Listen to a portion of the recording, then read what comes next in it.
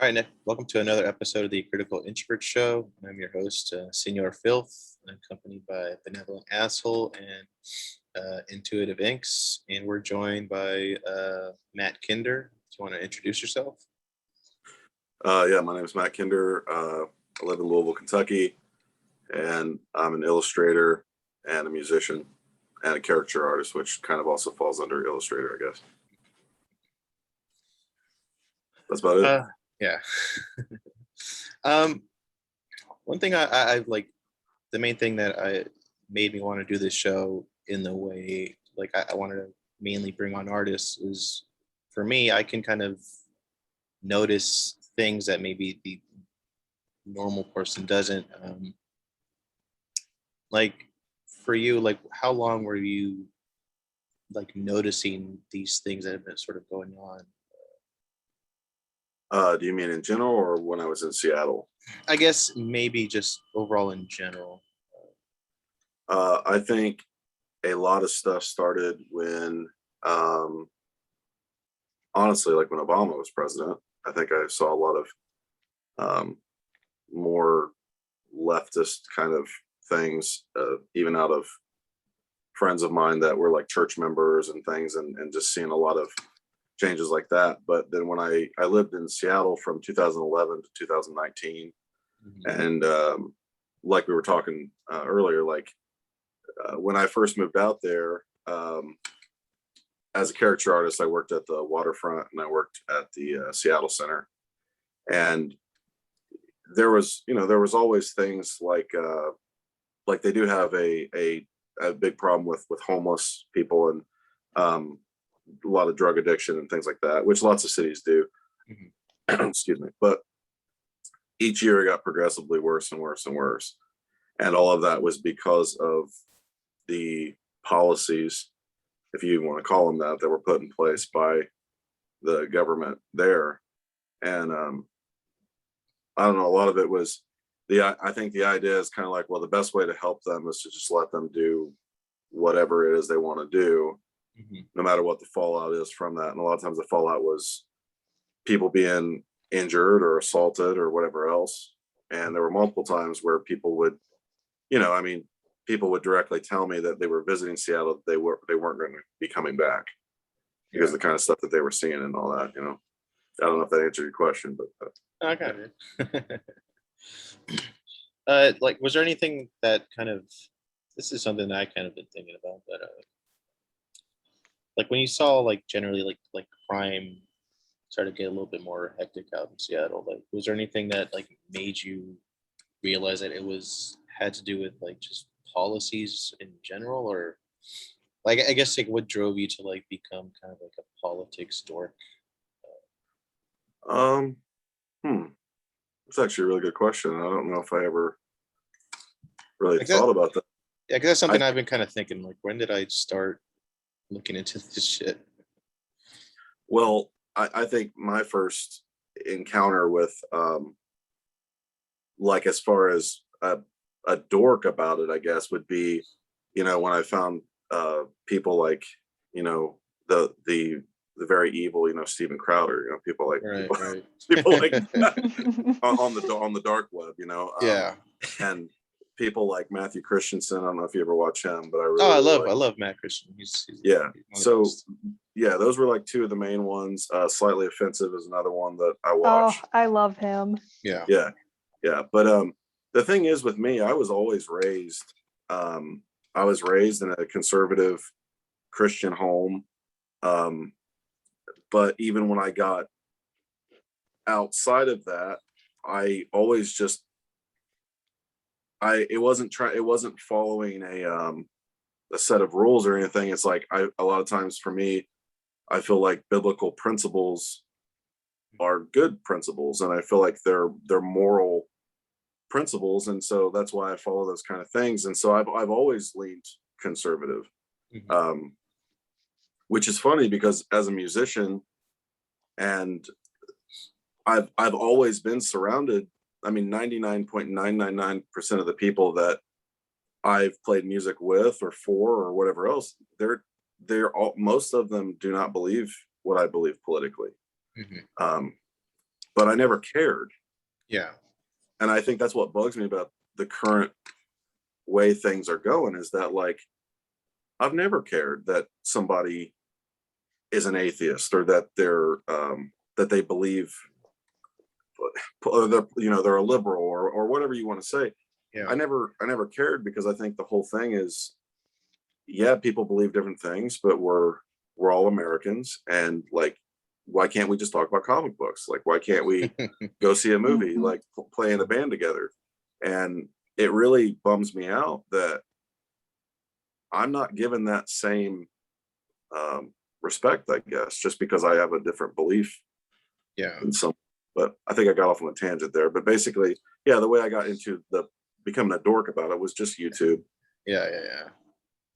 Yeah, because like I can't really totally recall like what made me like be more dorky about this stuff, because I remember even like looking up like what classic liberalism was, and it wasn't like all my friends were doing it. I was just just curious, and I read up on like John Locke and shit like that, and but I can't really recall like what was the thing that made me do it. It was just something I was just always thought it was just interesting, but it feels like it's gone.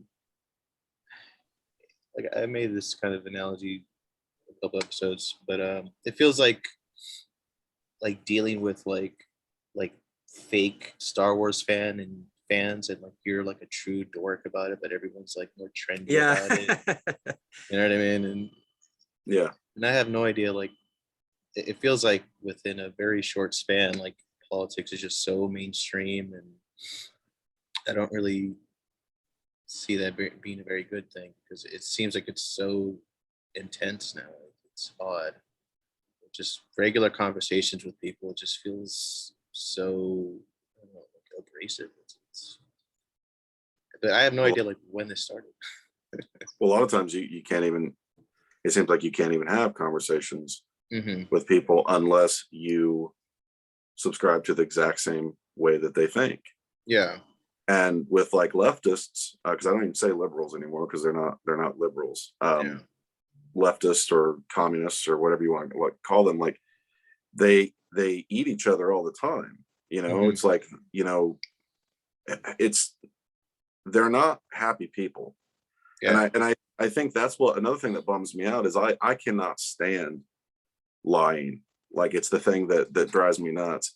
Mm-hmm. And even if it's like, say it's like someone's talking about a friend of mine, or even if it's like someone I don't know, just knowing that people are saying, well, this person's doing this, this, and this, but that that's not what they're doing. Mm-hmm. That is kind of, it's like, I kind of lost my train of thought, but I think what I'm trying to say is like this idea that because you believe two or three things that is different than this other person, that you are this terrible creature, and you don't have any right to speak, and all this kind of stuff. It makes it where you don't want to hang out with anyone. You don't, I don't know. Like I said, I've got a lot of people that were my friends for years that I don't really talk too much anymore, and I'm sad about that. But I don't know. Is it that they don't talk to you, or you just feel like you're not as welcome? It's on both sides, But then again, there's been other friends that when I moved back to Louisville, I thought, well, it's going to be the same thing, and I was very pleasantly surprised that some of them have actually went, because the left is so crazy now that people that were in the middle are going more right a lot of times, because they're like, I don't want to be associated with the insanity that's happening. Yeah. So yeah, you're talking to one right now. I'm one of those. Yeah, I had a friend in Seattle that was his whole thing. He said for years he actually literally said he subscribed to communism and stuff. And then when he actually started reading and doing research and realizing what it actually is, and then he started studying actual like true liberalism and all this, that he just completely changed, Yeah, the earliest thing I can kind of remember that things were going a little weird was I think one of the Michael Moore video documentaries. I'm not sure if it was the capitalism one, but there's one where he started to like praise socialism. Mhm. And I remember watching that, just going like, okay, all right, I'm pretty sure it has some agenda. And then I didn't like take it so seriously. I just kind of I figured that there's more to what he's talking about, and I did my research, more dorky. And then like a little bit later, like I'm hanging out with friends, and they're just like, it felt very like forced, like they were talking about socialism and in this very like hip and trendy way. And if I asked them like, do you even know what the hell it is? Like they would just kind of get mad at me for even bringing it up. Yeah, It's that's yeah. really bizarre, and I can't tell you like how long ago this was, but that's like when I sort of felt that maybe I should like look more into things just for my own sake. Well, I mean, it's like in the name too, like socialism. Like Mhm. everybody wants to be part of something, and some people are like, socialism. Oh, I won't be part of that. Not Yeah, even that's knowing what it's really, not really like looking into what it really is, and just Mhm. okay, my friend's in it. No, Thomas, James. Yeah. No, I don't know. I've never really cared about getting along with people. I mean, I like getting along with people. It's easy to get along with people. Yeah, Most of the time, you just have to listen to people. it But feels like it's changed from like people that like are are fine with getting along and not getting along with people, but then like there's people that just want to just be liked. And I think a lot of that stems from that. I think people just want to be liked, so they just leech on to something because I don't know, there's like a communal thing to it. I can't really put my finger on it. I think there's two things happening there. I think you have people that are, like you just said, they're wanting to belong to something. And then you have other people that they believe that they're doing something good Mhm. because they're not actually diving into the history of Yeah. socialism, communism, or even, like they're just well, this person said this and this person said this. And okay, so well, that it's like, well, why don't you look at the history, trace it back, look at all the victims, look at the different things. Like, Mhm. again, again with like churches, a lot of times, like a lot of modern churches, the quote unquote, social justice. It's like they hear that and they go, well, yeah, I mean, obviously Jesus wants social justice, so I'll just whatever comes along with that. Yeah, Mhm. give me the Kool-Aid. Like that's absolutely like that's and it's like, well, no, you got to be wary of like what people are pushing. There's nothing wrong with legitimate social justice. That's a beautiful Yeah. thing.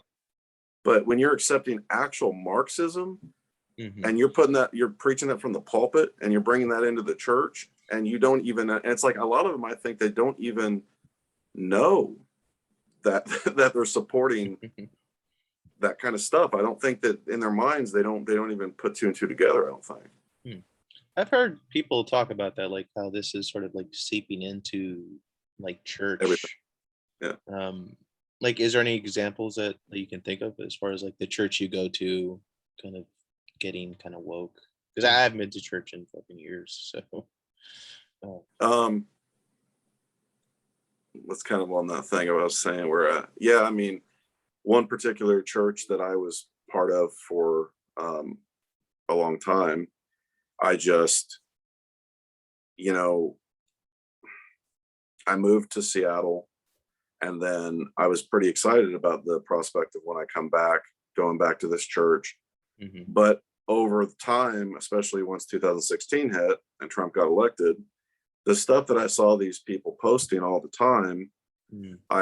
and then I started seeing stuff from the actual church itself. And I was just kind of like, oh, okay, so you guys, you are literally just supporting like Marxism. And whereas before, like I said, back in like, the early 2000s or like the mid 2000s, I thought that it was, there's conservatives and there's liberals. And I could still be friends with liberals and I could still find lots of common ground. And even if we didn't get along on everything, we could still be friends and Yeah. all that. But the stuff now, it's like, you know, it's not my place to judge anyone, especially, another Christian. Like, it's not my Mhm. place. I can't say someone is a Christian or they're not a Christian, but some of the stuff that I see these people supporting, I don't know how they make the connection in their brain that they're a Christian, but they're still supporting certain things. And I just, after a while, it seems like they've switched religions without knowing it. Yeah. It seems they now worship at the Church of Woke, and they've got all their little demigods, which is, you know, Biden, and they've got these different people that they, I mean, they might as well be praying to. And it's just kind of like, it just kind of makes me feel sick in my stomach. And I don't know. And it's what really makes me sad is that the people that I knew that they were always kind of, you know, like hipsters, and I don't mean that in a bad way. Like I was a hipster too. And, you know, we were all into like punk and metal and hardcore and all this stuff. I have always politically stayed the same or became more entrenched in, I don't know if I would say the right, but just like what I feel like is common sense. But it's almost like I started realizing that maybe they were hipsters because it was trendy and they just follow trends. And now the trends is you just openly accept Marxism and you openly accept communism and you openly accept things that are anti-biblical, but it's trendy. Yeah. And I- that's what Go bums me out. Sorry, you go ahead. That's the end of my rant. Oh yeah, the thing with like a music that I noticed too is that before this whole thing with politics happened is that there's like a lot of people like back when like everybody or people were trying to consider themselves like hipsters, and they're like into like certain music that nobody else like had listened to. And it seemed that because I was kind of like into that too, where I would look for music not to be like a hipster, but just because I genuinely really like that music. I was just trying to find something different that sounded like really cool. But I could tell there's like people as well that they just want to be associated with that group or that band just because it made them feel cool. It's like, oh yeah, I don't really listen to them, but like I just want to be. They just bought the merch, or they try being around those kind of people. And it's like someone that's a actual punk and someone that like shops at Hot Topic kind of thing. You know? Yeah. Back to the thing about churches. So my church is pretty conservative, I guess. I can't speak for individuals, but like, you know, we're super Bible based, and that's where a majority of conservative values come from. Yep. And I mean, our pastor once spoke on like the idea of there's social justice, but what about God's justice and stuff like that. But my brother, he goes to a Christian college, and they have like, you know, mandatory chapel, which is normal at like Christian colleges and schools. But the college itself leans, I mean, they're not ridiculously leftist, but they're kind of getting there. Like they're making them take diversity training just to lead like a Bible group. And at the chapels that he's going to, they don't even open the Bible. They just sit and they talk about whatever woke stuff they want the kids to think about. And he's just glad he's not forced to go to the church that's on campus. He's like, but like the chapel sessions are like a nightmare. Well, isn't, you know, for God so loved the world, isn't that right there diversity? Like, I don't even know why you would need more like diversity training. Like that's the entire concept. It's not so much as having, like, what I've noticed, at least with the whole diversity thing, it's not as much about, oh, let's have a wide variety of people. It's more about, how do I treat people that are different from me? and make sure they're included, Mhm. or they talk more than myself. That's Yeah. generally what I've seen with diversity training. I haven't been through it, luckily, but Mm-hmm. you know, just talk about like, oh, privilege, all sorts of stuff like that. And it's mostly just training for a white people Yeah. Yeah, cultural Marxism. Yeah. to be dehumanizing to black people, and at the same time it's dehumanizing white people, and it's Yeah. just Mm-hmm. it's just not right. And you know, today, I'm sorry to get off topic, but today I saw like a stupid TikTok video, Mm-hmm. and it was like this woke Christian woman, and she was like, oh, you have to remember, mission work is just white savior complex. And it's like, the Bible tells us to go out into all of the world and Yeah. like share what we believe with people. And if they reject us, then we move on. And but like, even in the Bible, you see like people from Ethiopia, Egyptians, Greeks, like like people from Asia Minor. It's Mm-hmm. like there's churches that were started all over, and everyone didn't care that they were different. Yeah. But Do yeah, you think? Because do you know who Dave Rubin is? yeah, Yes. Yeah.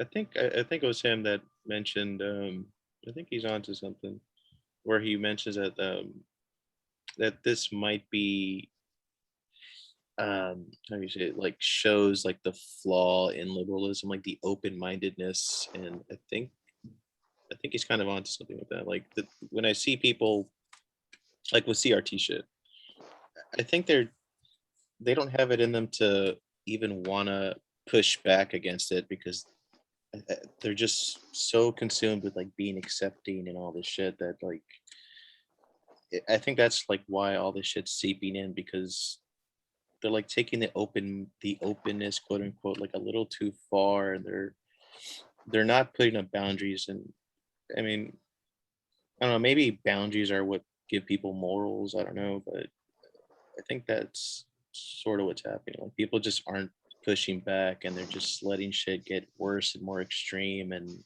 that's why the left is like where it's at right now, I think.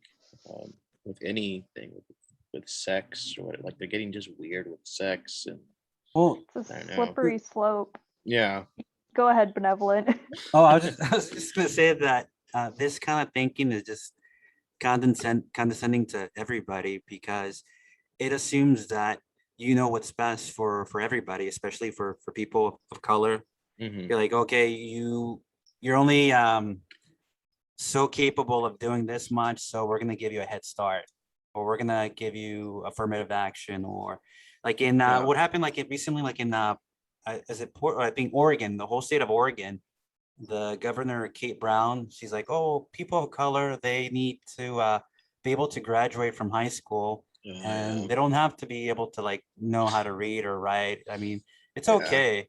So it's like they're trying to create like a population of people Hmm. where they're smart enough to graduate, but they don't, I mean, just enough where they can vote, and they're usually going to vote for their own demise, which is Yeah. Democrat liberalism, free I think stuff, I think it's also setting up people to just like be compliant.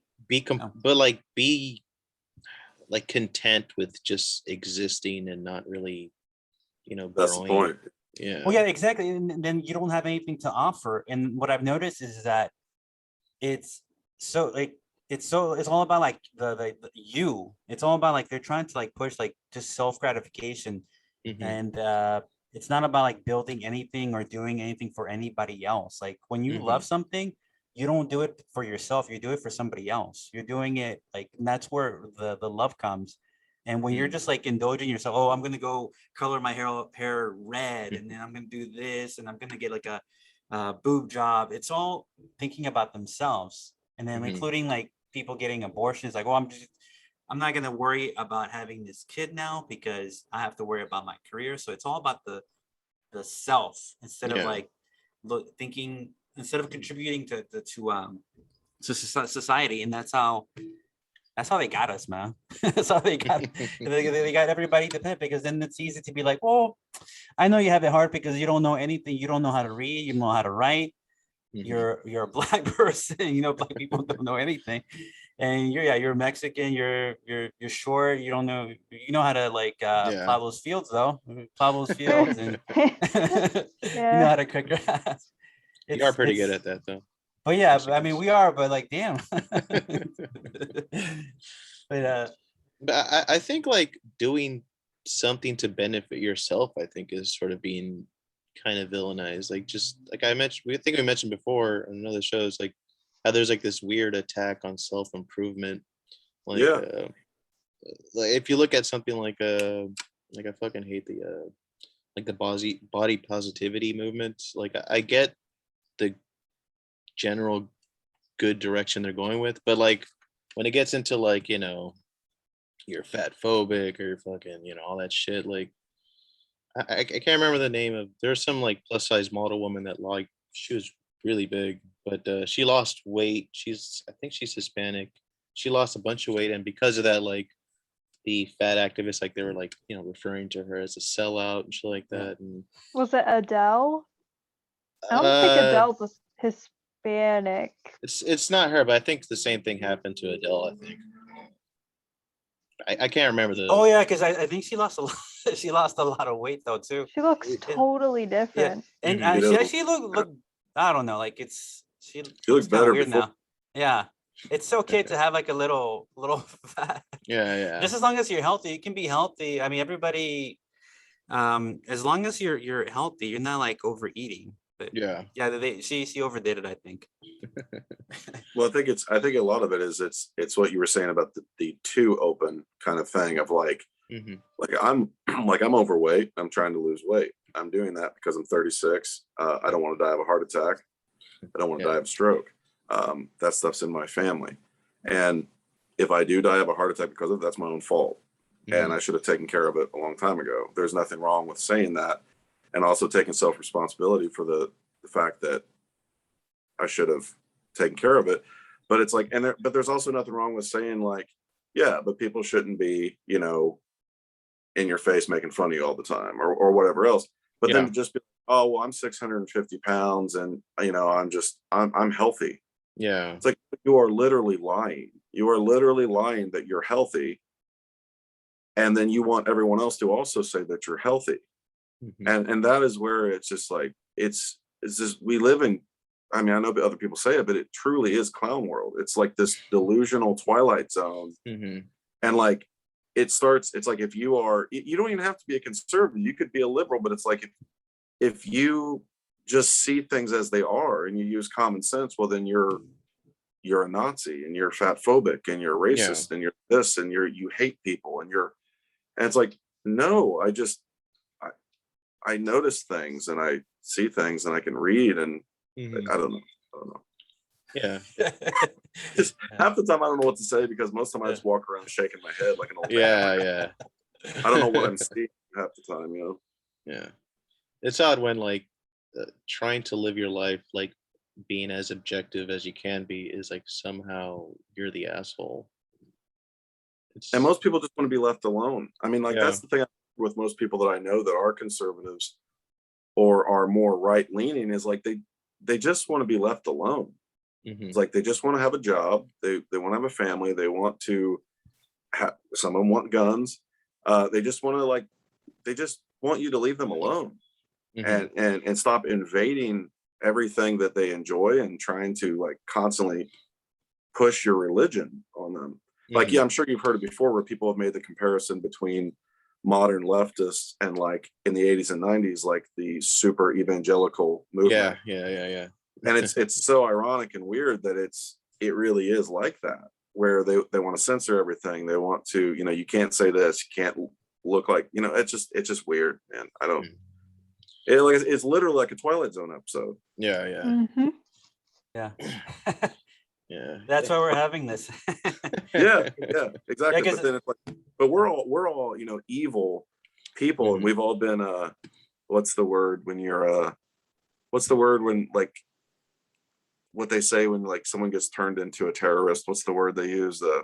Extremists or Oh, like Yeah. radicalized or yeah, radicalized. Yeah. Yeah, that's what we're doing. We're doing that right now. You know, Yeah. we're That's what's so funny is that like 4 or 5 years ago, like when I started like paying more attention to this, is that like the best people to like learn from or to like listen to or like read books from are the people that like are like well you Yeah. can't trust especially like if you look up Wikipedia, just look up Wikipedia, like everybody that is classified as extremists, like right wing, all those Yeah, people are yeah. like the smartest people with like the most common sense, Yeah. like Dinesh D'Souza and like a bunch of other ones, like they like you start paying attention, like wow, like Yeah. I can't believe they said this stuff about these people.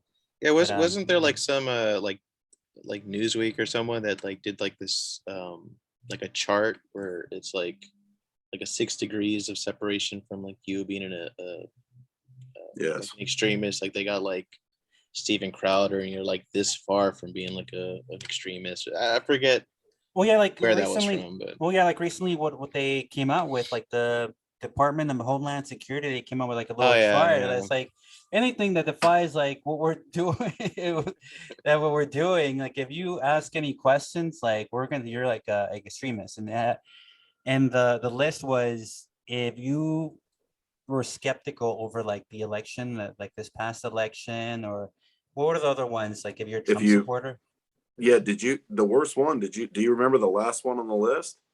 what was the last one? I couldn't believe what I was reading. I thought it was a joke when I first saw it. It said 9/11 remembrances or Oh uh, yeah, Is it? yeah. religious Oh, or oh religious yeah. holiday. Yeah. Are you serious? I'm I dead thought, serious. I think, yeah, I think I I think I read that too. screenshotted it. Shit. Yeah. Where the fuck So was that? Christmas Crazy. apparently as a terrorist, but 9/11 remembrances. Yeah. I can't believe the stuff I'm seeing. That's I can't find it down. Yeah, you Yeah, I can't remember question the that. vaccine either. The vaccines. No, Oh, oh yeah, all don't good. question. Can't question the Yeah, vaccines. the other one was if you believe that Trump's going to be reinstated. No. Well, Yeah. I don't think that's gonna happen, but Mm. I'm just surprised. Like, but the only like far right crazy person I can think of is Nick Fuentes. I think He's that's his pretty. Yeah, name.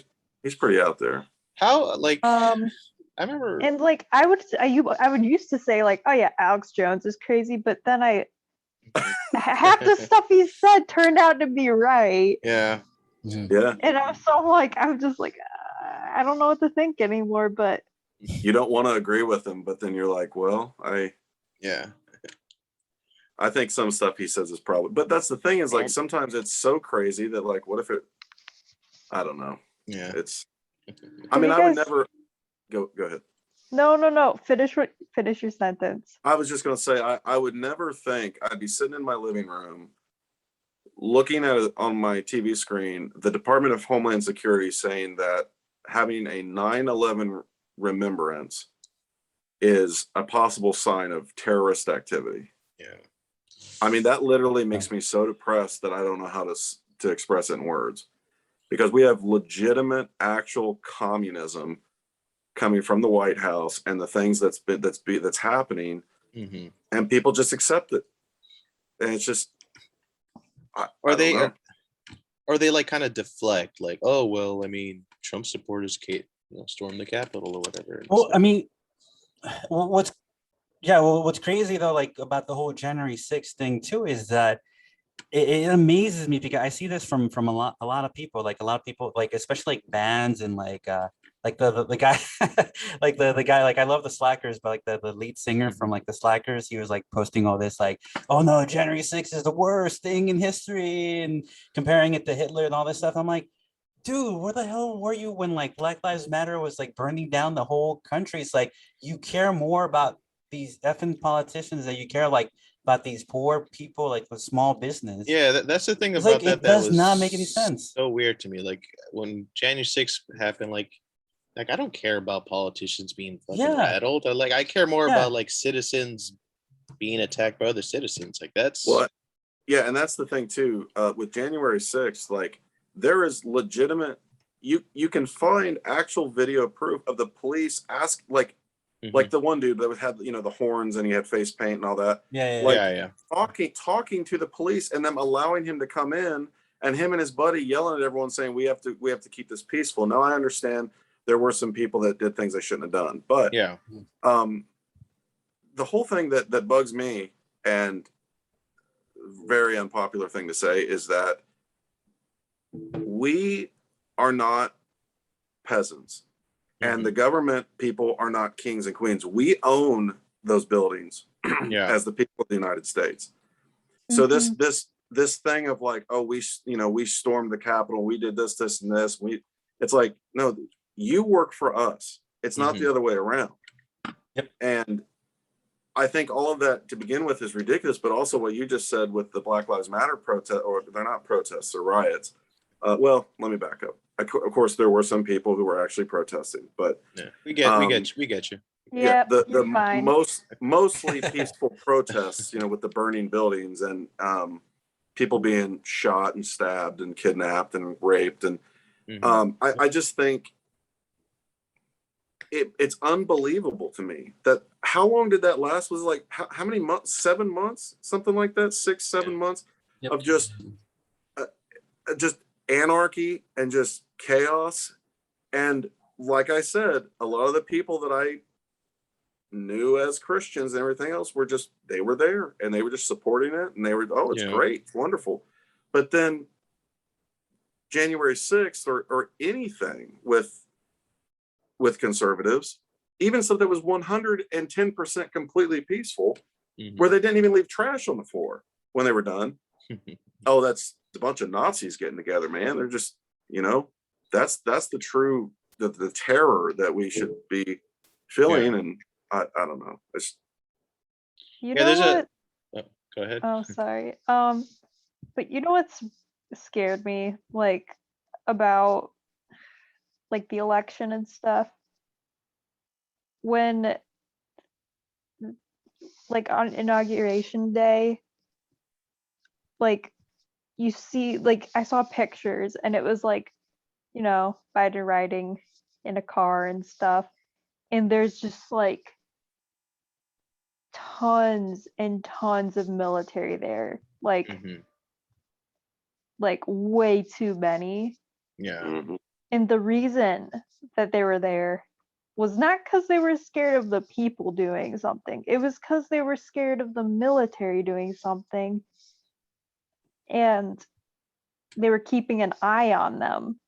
Yeah. Like they had them all there so that they couldn't, or a lot of them there so they couldn't do anything. And they were checking their social medias and making sure they weren't opposed to the results. Yeah. And that just is horrifying. Yeah, we're not living in the same country that we were. Yeah. I mean, whatever. Yeah, there's a level of like paranoia that's growing on the left that like I don't know. I have no idea look, if they see it. Well, look throughout history. I mean, history repeats itself. And I mean, you look at the stuff that's going on that has happened since the election and everything else. And this has all happened before in other countries. And people are turned against one another. And what does it always result in? Bloodshed. Yeah. It always results in terrible, terrible things. And this prideful mindset of like, well, that will never happen in the United States. It's like, well, look at the stuff that is happening. Do you ever think that would happen? Because it'll just continue probably to get worse and worse and worse. So yeah. I was listening to Tim Cast show earlier with some woman that like lived through the Mal's revolution, like Lily something, and it was just a trip just to listen to her and how much she was saying like the stuff that went on then is going on now, and there is this arrogance that like it can't happen again, but like it is happening. I think the way that it happens too is like a lot of it is has to do with like illegal immigration. Like if you look at how Biden took care of or handled the border recently, like where he just allowed a bunch of Mhm. illegals into the country and they've flown like all over the country. And so there's that. And then recently too, like the whole departure of Afghanistan, that sloppy mess that he Oh left man. over there. And now so there's gonna be all these Afghanistan refugees that they're gonna like import over here too. So Yeah. they have those people, and then on top of that, all the little kids that they're indoctrinating right now. So like in the next 5, 10 years, it's just gonna be like all the illegals that came from Mexico and from other countries, and then the people from all these people from Afghanistan and all these Mhm. younger generation people. They're gonna be compliant, obedient, and that's how they continue to have their power. That's how the cabal, I mean, continue to have their power. Yeah. But I don't think they have like complete control. If not, they wouldn't be doing what they're doing. 'Cause- Yeah, I think they have I think there's a sense that they're like losing yeah, control. That's why they're going more and more intense yeah. with everything. My question is where has the whole Biden admin been? Like the past week or so. Like, sure, Biden had that one little stupid speech, but like it just seems like for a while now, like we haven't seen Kamala since she Yeah, I got forgot about her. Yeah. inaugurated. Last I heard of her was she baked some cookies of her own face Yeah, that was for like creepy. the like the Air Force or something. Mhm. And then I mean Jen Psaki is took time off, or is maybe she still is as at the time of this recording. I have no idea. Yeah, I saw someone post. I can't remember where, but they were trying to email her some questions, and I think they just got that response of like, I'm not in right now. I'll be back in a few days or some shit like that. So It's just like where are where are the people, or the The- people that we supposedly elected? Aren't they yeah, going to run a country? I don't feel. They're completely worthless. yeah, I yeah. know, like when It- Trump was in office, like I have criticisms of him, but I felt like hmm his admin actually cared about the people, and they were Yeah. like, yeah, it's like we had some sort of like solid support in a way. hmm Well, I think he's And like surprised. Oh, sorry. Go yeah, ahead. Go. you could go right after me. But yeah, like he like intimidated other countries, like his like admin and the way he handled things, like it kind of like it kept the other countries at bay. But yeah. Yep. Yeah. I think that, me included, there were lots of people that were surprised by Trump because when the election happened, I thought that it was just like I said, I thought that it was just a clown show, and I was like, I don't know if I can vote for either of these people. Um, but I mean, and it doesn't matter what you think about his tweets. It doesn't matter if you think he's professional, not professional. You can look at the statistics. You can look at the things that he literally did while in office, and he's one of the best presidents we've ever had. yeah, And that's I Yeah. don't that's not popular, but it's like it is literally I do believe that the man did actually care about the American people. And I was thinking the other day, if I had to live through 4 years of knowing that I was actually trying and I did good things, and all I heard was actual lies saying, well, he didn't do that thing, he didn't do that thing. hmm He's got some kind of special quality about him that he's able to just keep going. Whereas with me, I think I would have probably just been like, you know what, I'm done with people for the rest of my life. But yeah, as far as that goes too, is like other countries respect strength, hmm and that's just the way it is. Like we try to, I think a lot of times, especially with like the left, they want to try to apply their, I guess you'd say, kind of bleeding heart, and like you were saying earlier, like just way beyond open-mindedness, and they Mhm. want to apply that to the rest of the world. And it's like, people don't think like that Yeah. in other parts of the world. And you have to have that knowledge. And as the leader of the United States, I mean, you have to have balls. I mean, you Yeah. do. And you have to be able to just say, like, no, we're not going to put up with this crap. Yeah. And that is not what we have now. We have, oh, yes, would you like to do more things to our country? Would you like to? Sure, come on in. Like, just do Yeah. whatever you want to do. It's fine. And now, like you were talking about the Afghanistan thing, I'm sure you saw that all the helicopters they got. Oh yeah, Sniper. they're joyriding. Yeah, sniper rifles, tons of guns. Look at these guns. To me, it's all on purpose.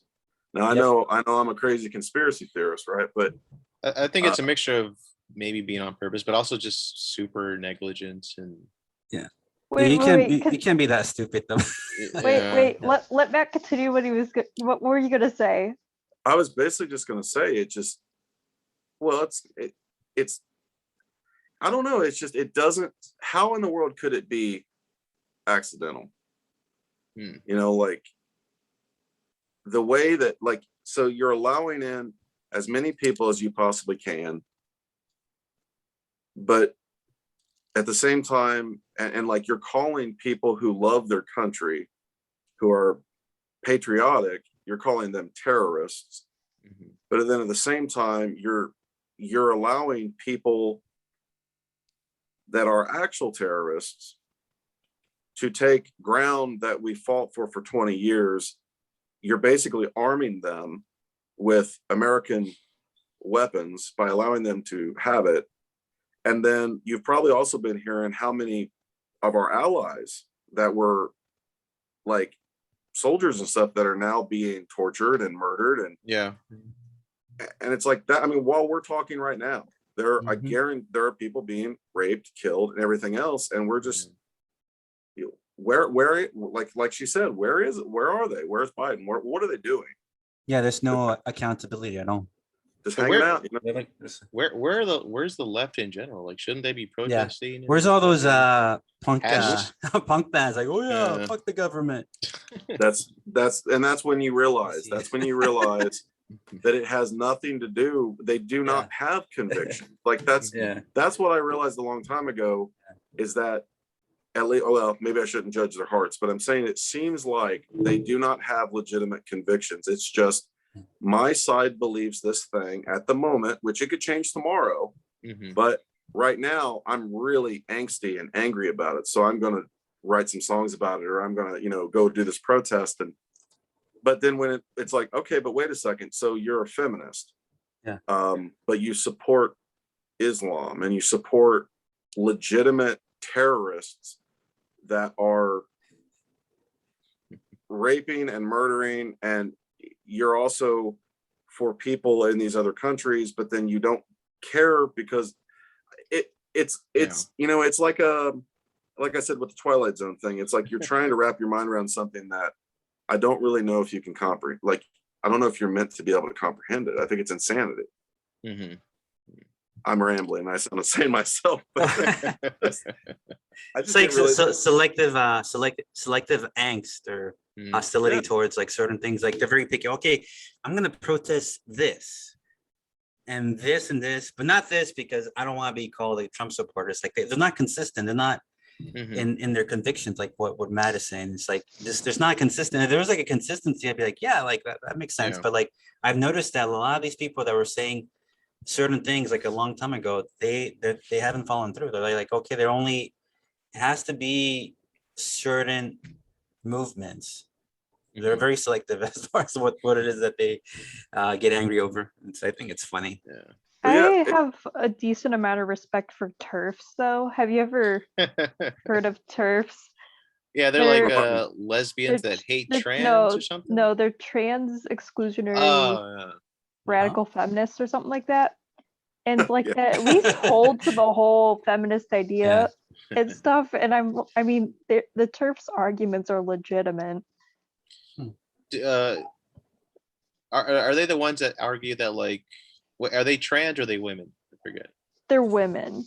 I They're think- like, no, we don't want trans men or trans we don't want trans women in our bathrooms.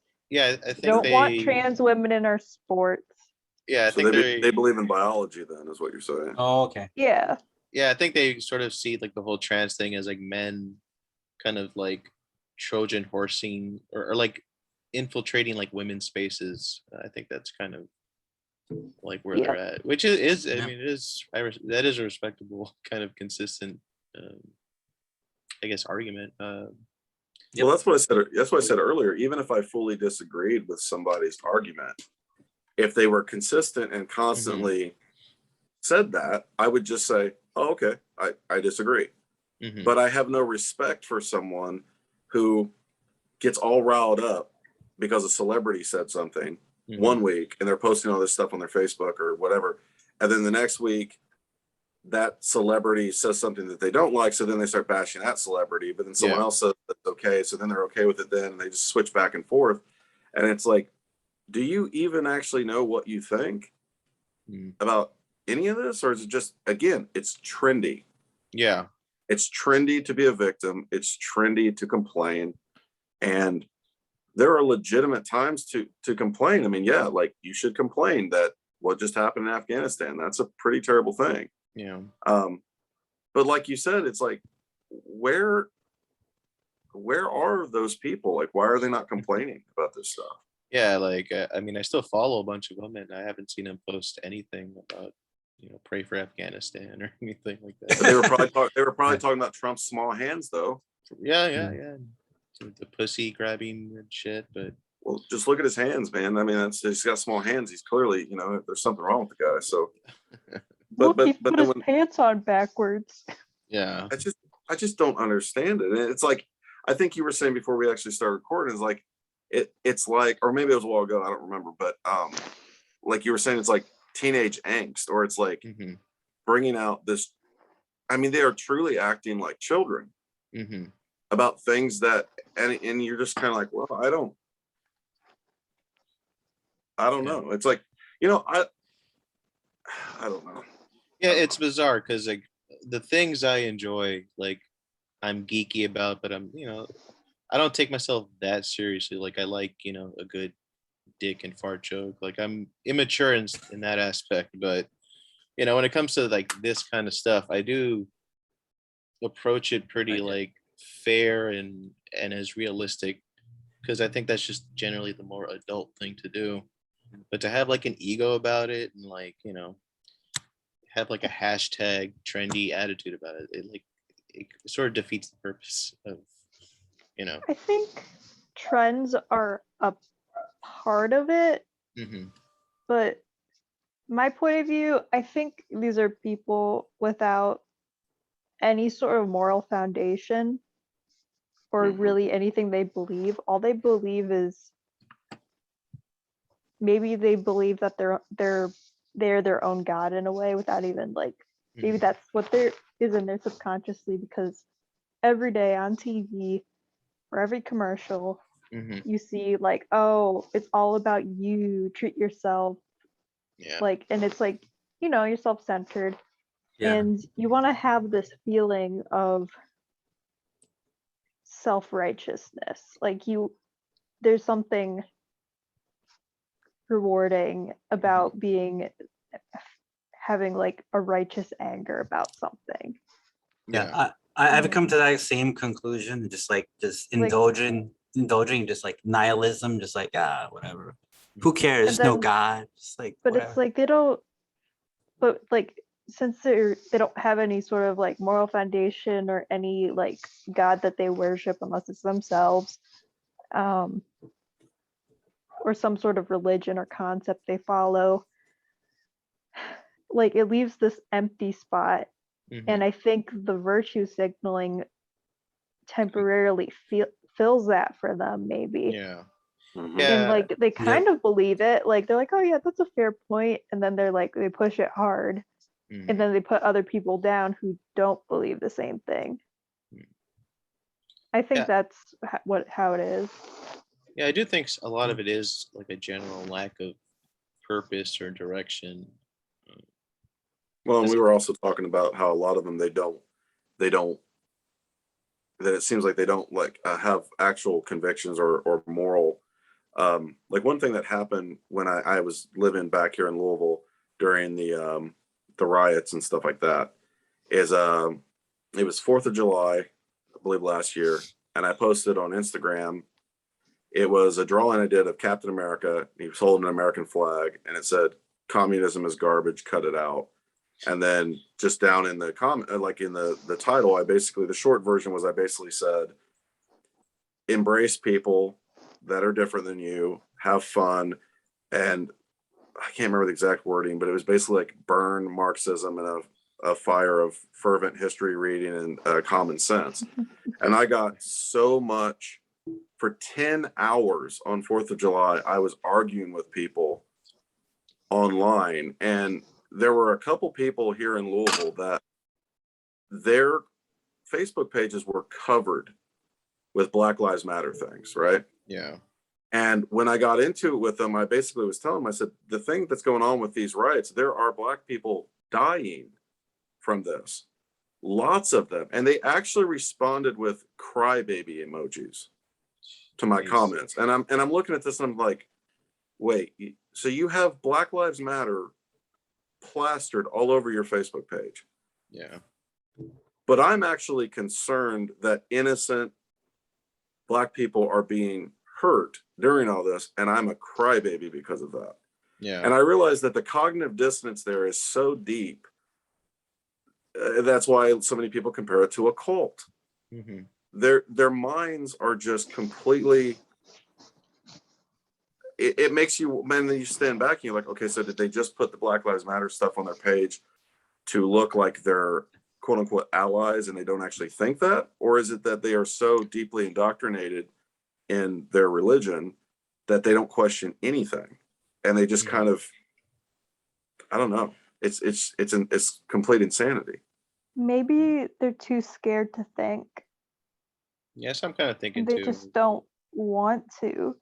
I don't know. A lot of, like, other than Christianity and stuff, like, that's like my main guiding force in my worldview.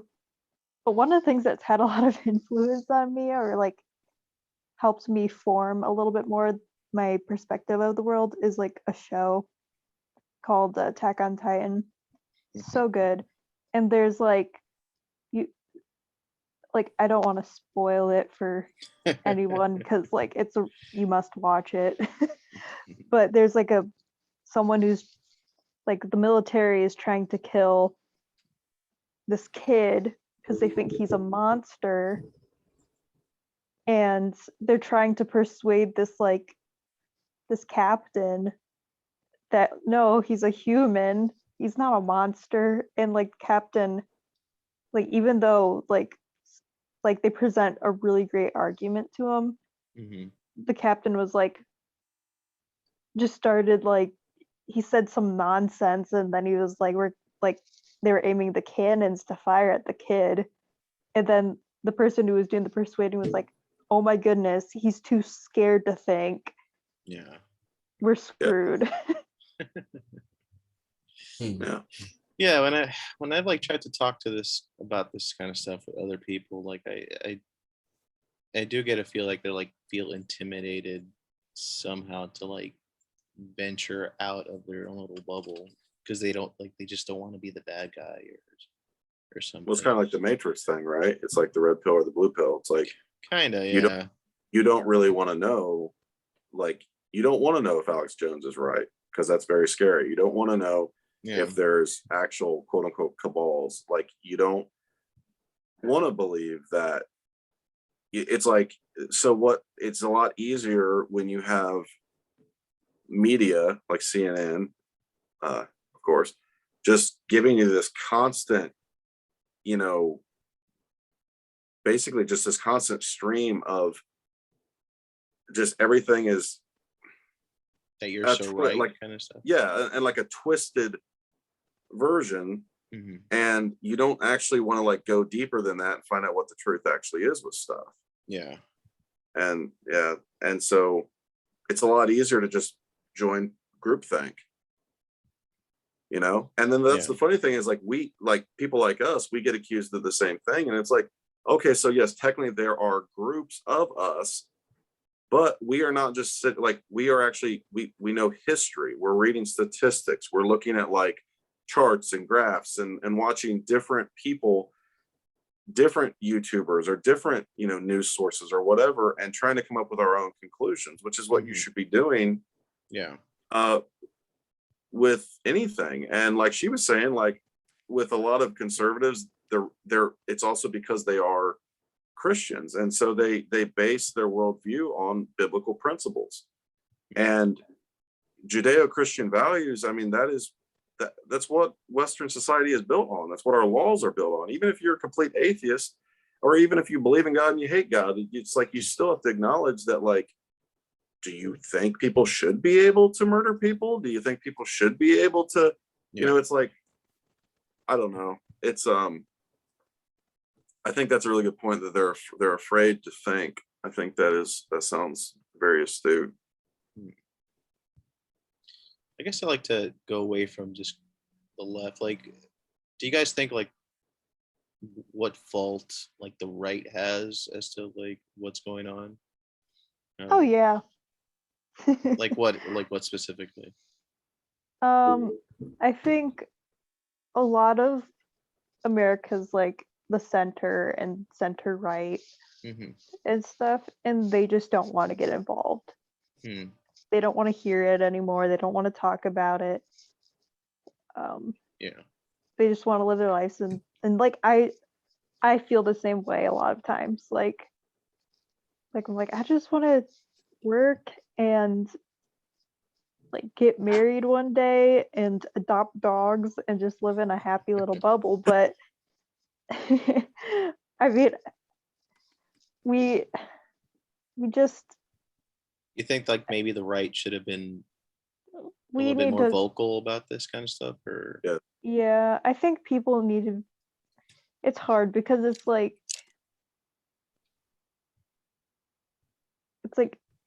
for Christians, we can't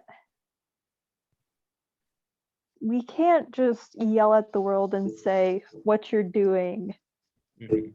Well, I mean, we can yell at the world to say what you're doing is wrong. Uh-huh.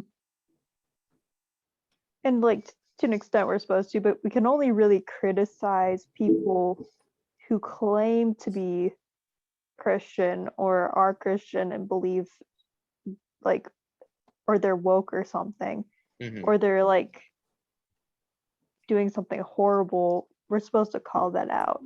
Yeah. But it's like, it's hard to like approach things in love when everything's so polarized and stuff, Mm-hmm. and everything like it's hard in the first place to make connections nowadays, because like people on opposite ends of the spectrum are so polarized, when really a lot of times we have a lot more in common Yeah. with people. And sometimes we forget like these people aren't all atrocious human beings. Like you can probably get along with most of them personality wise if they match up with you. Like you can get along with them before knowing their political affiliation or their beliefs and stuff. And I mean, I think it's just like, I think the right is just afraid, and like you don't want people to hate you. You don't want to shut down your opportunities to talk to people, but it's like, at what cost? Are you like, are you going to speak truth? It's sometimes like, I think we've been losers for decades. Yeah. I think. Go ahead. But I was gonna I let don't her know. I'm finish. still trying to formulate this, but Yeah. I hope you get the gist of where I'm going. Go got you. ahead. See, before I forget, like I was gonna say, I agree with you. I think you're onto something in terms of I think the media has done like such a good job at polarizing the country that we've become like so far from each other. But I think for the most part, like if you go ahead and talk to people, like we wouldn't know like that you're a Trump supporter, you're more right wing or whatever it is that you think politically or you associate with. But I think we for the most part, like most of us get along. But there's these trigger words that the media has been so good at instilling into like people's brains. So as soon as they hear Trump, or as soon as they hear like right wing or certain like politicians or certain things or certain policies, people will stop like listening to you. Like if you say anything, so it's almost like you have to approach the conversation without saying certain trigger words. There's like certain trigger words, like as soon as they hear you say, "Oh, Alex Jones" or Trump or like immigration, like as soon as you hear something like say something like that, that's like when people they'll just completely just like build a wall Yeah. between you and them. Don't say And build a wall. That triggered A me really. wall. yeah, I mean, yeah, like I was trying to be ironic, but it's like yeah, literally they build a wall like around like because I've had friends where I try not to like say, oh yeah, like 'cause I didn't vote for Trump like in the beginning, but I knew things were getting like really bad. Mhm. And I try to find people that I thought were like more critical, like critical minded. And I was like, oh well, maybe I can relate with this guy. This guy seems like really smart. He reads a lot of books. But as soon as like certain topics would come up, like religion or like it's like he would fall off and be like, oh no, like the only reason you believe in that's because you believe in God or also it's like no, it's like no, like what Mark was saying is like would I mean you think killing somebody is okay? I mean that's part of the Ten Commandments. Like all these things people know. It's not like somebody it's not an authority figure really telling you this. It's like your consciousness, your you being a human, you know what's right and what's wrong. And that's like it's kind of like that's what I mean, really what God, in my opinion, what God is like. You know when you're I don't want to say breaking the law, but when you're being immoral. Yeah. And yeah, it's difficult because a lot of people that I've tried to talk to, as soon as I bring up certain things, they won't get along. It's hard to get along, or it's hard for them to Yeah. like listen to me. So you have to come on, kind of like tiptoe around it. Otherwise, but for the most part, we'll get along. Like a lot of people wouldn't even know that um the things that I believe in. But as soon as I mentioned a little bit, like, oh yeah, like this guy's an asshole. No, it's Yeah. like what happened? Like we were getting along as soon as I gave you like my opinion on things. That's when you would why I respect your opinions. Well, how come you can't Yeah. respect my opinions? Well, because your opinions equal, you're racist and you hate people, and they just can't put up with that, even though they obviously hate people as well. But it's like it's because I say it again, it's because their team hates this group of people, and that's totally fine. But your team, they think you hate someone, but you don't. But it's like almost pointless to even try to explain it because they've already made up their mind as soon as you say the trigger words or whatever. So Yeah. They are triggers, like yeah. so funny. Not even like necessarily trigger words, just like objecting to anything that like goes against their beliefs in any fashion. Like Yeah, it was like with the vaccines. Like you say anything about the vaccines, like you're like conspiracy theorist. yeah, Dude, it's like we're being extorted. Like I don't know how many times I have to say that we're being extorted for like our tax dollars. Like we're limited. Our health, like if we get this COVID, we're limited to 3 vaccines here in the United States. hmm How is that like freedom? Like we're living in like a banana republic. I swear. It's like why is it that we can't have the freedom of choice to choose like alternative medicine? Like if we got COVID, like I would like to be able to choose like something else, and I would like to be able to like actually listen to like other doctors. It's funny how recently Jen Psaki that she was consulting all these influencers, and meanwhile they're like banning all these doctors that are like talking about these alternative drugs. So they're putting like these influencers that know nothing about medicine up on a pedestal, and while like they're banning and like censoring these real doctors that at least, even if you disagree with them, at least you can't we just have the the freedom to like listen to them and like have the Yeah. option instead of just these three drugs.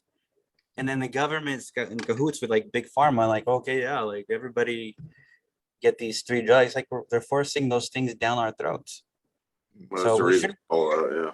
yeah, we should be able to question these things.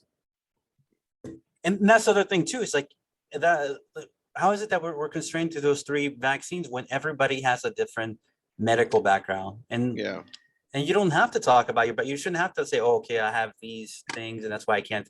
You shouldn't have to like say that to your boss. You should be, everybody should be, except nobody should be forced to take these because of your, just to be able to work or to go to stupid Foo Fighter concert or Green Day concert.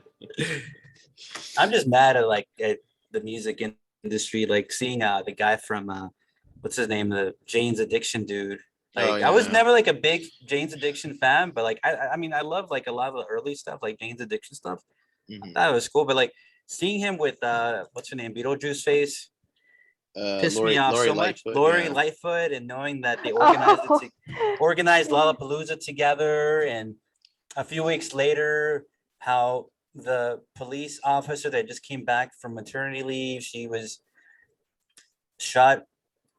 She was shot and killed by two guys like at a routine stop, Yeah. and she was she didn't want to have like a, I guess like they were gonna have like a thing where they play like they play bagpipes for the officer, and she was opposing that, like, no, like we're not gonna waste our time with that crap, like just Did send she- it to the medical.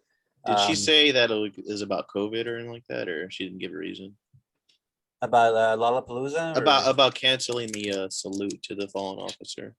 Yeah, I think she made some kind of excuse. It was like a Gateway Pundit article that I read, something about like the protocol that they had. They couldn't do that. Like the medical examiner had to like that. They had to take her straight to them. Yeah. That's And then- evil. And then they check with the medical examiner and they're like, no, like we haven't changed any protocols. Like, well, she's lying. I was like, what the hell is she talking about? She's super evil, man. Like all these things that she said, it's like she's like one of the worst governors, like super evil. And then Yeah. seeing her with the dude from, granted, like all these musical artists are like partially satanic, man. Like I like before I thought it was just kind of like whatever. They're just being like trying to be cool, but no, these bands and these artists that we grew up with, they're like most of them, like 99% of them are like satanic, man. I swear they don't have Oh, a yeah. soul. The satanic panic people were right. I don't know. I just look at like all like the supposed like punk rockers that are quiet now. Like I just look at them as like just fake, and like I don't believe you're anti-establishment at all. They're No. not. They're not. No. Yeah, Mm-mm. there. I don't know. Do you know punknews.org? No. It's been around for a long time. It's just my buddy is on there all the time, but it's a website, it's a blog, whatever. Mhm. And my friend, I mean, he's a punk like through and through, and he always has been. Mhm. And he'll just show me some of the articles, and I mean, these people are fully for the vaccines. They're for wearing masks. They're totally for Biden. Bad Religion actually put out a song where they were celebrating Biden getting elected. Ew. Think about that. What does that Yeah. even? That's why I said this. It's a Twilight Zone. It's like one Yeah. day we're all just going to wake up and realize that this is all not real. Mhm. And but that's the thing too. And I thought about this before, was that the 80s hardcore punk stuff, right? So their whole thing, when you actually, and now that they've all grown up and they're in their 50s and whatever else, and you see that they've never grown up. Those people that were in those bands, they still act like children. And a lot of the stuff that they acted like they were like fighting the good fight or whatever.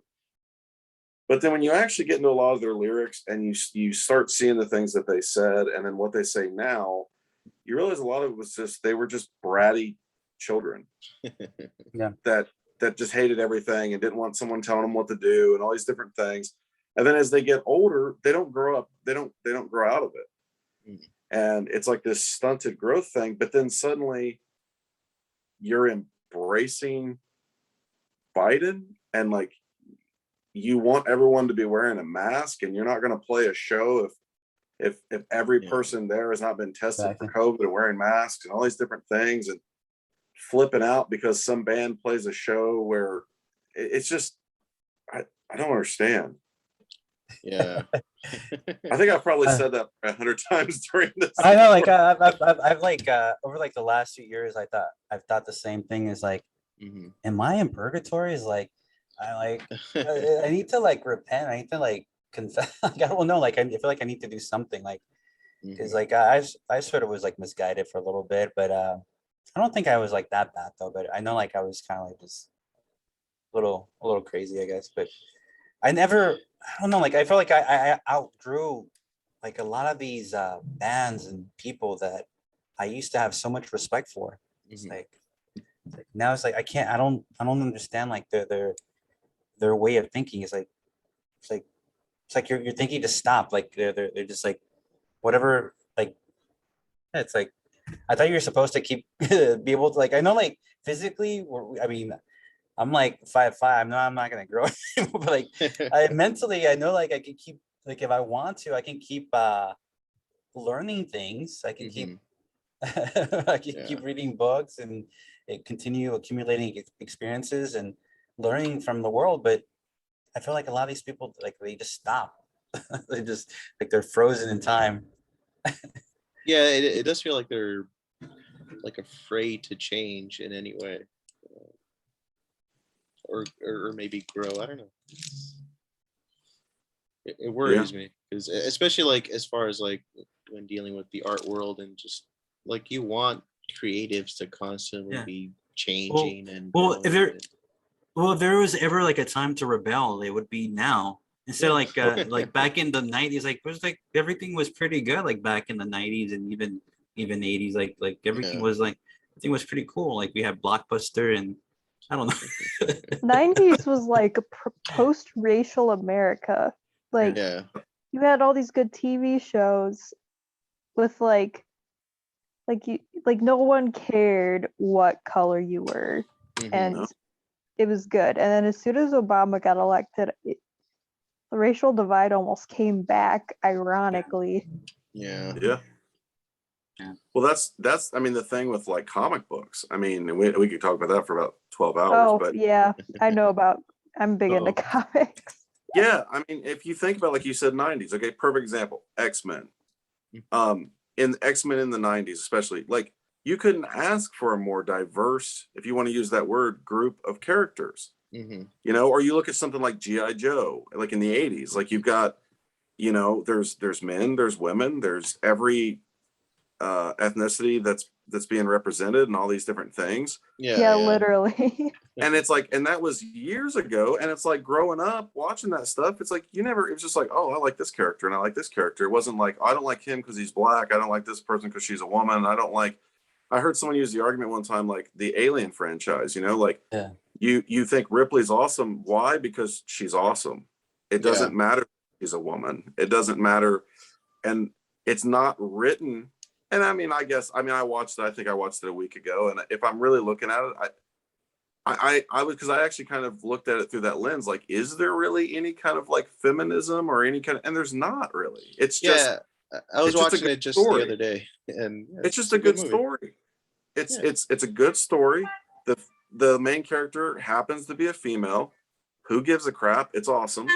And it's kind of the same concept of like, if you make good art, the only people who are actually going to care about those kind of things are people who are legitimately racists or are legitimately sexists or whatever other term you want to throw in there. And that's what I said earlier when I was saying about being left alone, is it's like you already have diversity represented in these characters. Mhm. So why, when you put them on the big screen, like why are you changing all these different things? And but you're not worried about writing a good story. Yeah. It's just brownie point. It's like what was the word that was used earlier? Um, Virtue you signaling? yes, yeah, Oh, virtue signaling. It's just hollow virtue signaling, and you're not improving the stories. You're not doing anything. And in a way, it's kind of, to me, it would be offensive because instead of creating characters who are really awesome that happen to be female or Hispanic or African American or whatever else, or the slew gob of characters that you've already got just sitting on the sidelines that you could make movies about, that all the comic fans would go and see. Yeah. Like, why not do that? Because the whole point is you take a character that people know the name already, because that'll put butts in the seats, and then you push your religion. Like, that's what it all is. And that's what people don't understand, is they are evangelizing. That's what this is. Yeah. This is that it's they are, for their religion, that's what it is. And that's why the whole, what is it? Get woke, go broke. To them, it's a sacrificial. I mean, I'm telling you right now, Yeah. I know it sounds crazy, but it truly really is like a religion, because Yeah. they're losing money, and it's just like, well, good, we must be doing something right then. On a side note, you want to know how bad it is for DC right now? Probably. They're moving to Webtoon to get more of an audience. Webtoon's like the webcomic app, Mhm. and it's got like a ton of liberal comics on there, but there's a ton of good comics too. Mhm. And then there's good liberal comics, and it's strange, but those exist. But anyways, DC is like moving there because they're shedding dollars like crazy. Well, that's the thing. Like growing up, like in the 90s and 80s, like no kid like in the right mind was like, oh yeah, like I like that character because he's gay. No, we liked it because like his He was costume, awesome. Yeah. his costume looked really cool. Like I like color pattern, or like his muscles, or like yeah, the character. Like you can't even like make the character distinguishable anymore. Like you can't even like distinguish like the race or the ethnicity in a character, because then that's racist. And that's why we used to have a lot more diversity back in the 90s and 80s in cartoons and comics, because that was embraced. I was like, oh yeah, this is like somebody from Asia, or somebody Mhm. from Africa. Like it was always like, and that's what made it cool and unique. And that's why we love the characters, because they were believable Yeah. and really cool. But now it's like, Yeah. what is being a trans or gay have anything to do with the personality of the character? Dude, I don't care. Like that should be secondary or like three-dairy. Or not even there. Not even there. Yeah. Didn't they make Robin like bisexual like recently or some Yeah. shit like that? Well, Tim Tim Drake. Uh, uh, it kind So- what of a shame. it sort of Well- feels like in that episode of The Simpsons, like the Poochie character. You know what I mean? Like they're just throwing in like this social justice character, just like to shove in like whatever property, and it just like it really sticks out like a sore thumb, and just. But It that's just all. sucks. That's what I'm saying. That's all that they're concerned with, because it's not. The thing is, there is so much source material that is wonderful, that made people go buy comics, that if they truly wanted to, if it was truly about making good stories, they would just use that source material. Yeah. And I've had this argument with my friends before that love comics but are liberals, and accuse me of being racist because they've changed the race of someone, and I've always said, like, no, like if you put out a Blade movie and you made him Hispanic, I'd be pissed off. If you took, I'm trying to think of some other character, but I'm kind of drawing a blank. I'm just saying, like, in general, I just want to see what's on the comic page come to life. That's it. Do you know if they're going forward with the Black Superman movie? Because They are. Are they? Oh God. Oh no, well, I was saying they are. Like question. Yeah, did you hear mark? about? Yeah, they're trying to do that. I think J.J. Abrams is trying to direct it, but He always ruins stuff. But the Well, guy who's writing Well, I it mean, is, you have to look at like some of these directors too, like their tendencies and like their tweets. I mean, a Yeah. lot it's like all agenda driven. It's not about writing a good story. A lot of them like they're predators. Like some like was it the guy that came up with or like the director for James Gunn? Like all Yeah. these like Oh, yeah, okay. peta tweets, all these like dirty like tweets. Like what the hell? Like who in the right mind would say or even joke about stuff like that he's like tweeted about? Like you guys can like look it up. Like James Gunn, and then like there's like a bunch of other like Wasn't there directors that are I don't think- also perverts. I think James Gunn would just made a distasteful joke, but I'm not gonna defend him. wasn't I think the director Brian Singer, I think, wasn't he like Yeah, Brian Singer is also like a busted for pervert some too. Like shit? he's, Yeah. yeah, Kevin Spacey is. Kevin Yeah, yeah. Spacey. There's also speculation on Tom Hanks, but I haven't really followed or anything like Yeah. I hope not. that. Yeah, I love Tom Hanks. But I mean, it's like I've had, like I said, I've had people accuse me of being racist or whatever, and it's like one of my favorite movies of all time is I don't know if you've ever seen Glory. yeah, The yeah, Civil- yeah. Yeah, it's like that's one of the best movies that I've ever seen in my life, and I watched that when I was a kid, and I've watched it probably I don't know 6 to 8 times, and it's like that. I watched it because it's a great story, and none of that stuff matters. And I Mhm. think that like Hollywood, they don't grasp the concept that despite what CNN says, the majority of the United States think the way that we think.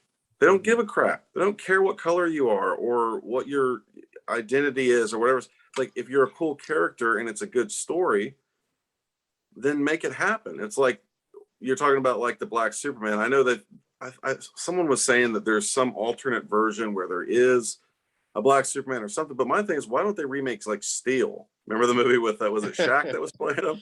It's like, Yeah. why don't they remake that? That'd be awesome. Like Or just like what's his name? The John Stewart Green Lantern movie would be pretty dope. yeah, You know? yeah. Like just use the characters that you already have, Or create new ones. or create Yeah. new ones. And that's what I'm saying, because a lot of times when you, to me at least, and I can't speak for someone who isn't white, I guess, but to me it'd be like if you, it's like a hand me down. Mhm. You know what I mean?